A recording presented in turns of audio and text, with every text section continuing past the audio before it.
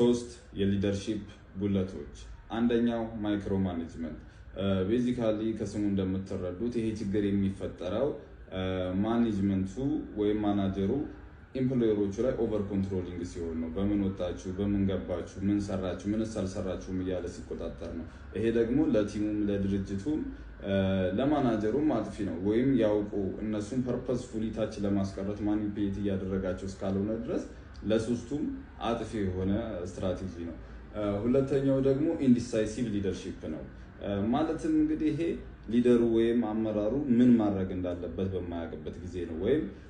ሎ የሆነ ሰልፍ ስቲም ሲኖረው በራሱ መተማመን በማይኖርበት ጊዜ የሚፈጠር ችግር ነው ይሄ ደግሞ እንግዲህ ለድርጅቱ መጥፎ ነው ለከስተመር መጥፎ ነው ለማናጀሩ መጥፎ ነው ለኤምፕሎየሩ መጥፎ ነው አጥፊ እንደ ቦምብ ሊቆጠር የሚችል የአመራር ስታይል ነው ሶስተኛውና ዋነኛው ብዬ የማስበው ደግሞ ውሳኔ የመወሰን ብቃት አለመኖር ነው እንግዲህ ሊደርን አመራርን ከኤምፕሎየር ጋር ይነጣጥላቸዋል ይለያቸዋል ብዬ የማስበው ነገር መወሰን ያለብህን ውሳኔ መወሰን ባለበት ሰዓት መወሰን መቻል ነው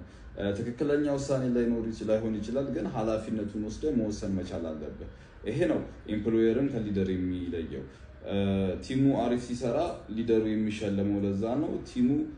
መጥፎ ሲሰራ ሊደሩ የሚወቀሰው ለዛ ነው የረሳኋቸው ሐሳቦች ካሉ እስቲ ኮሜንት ላይ አስቀምጡልኝ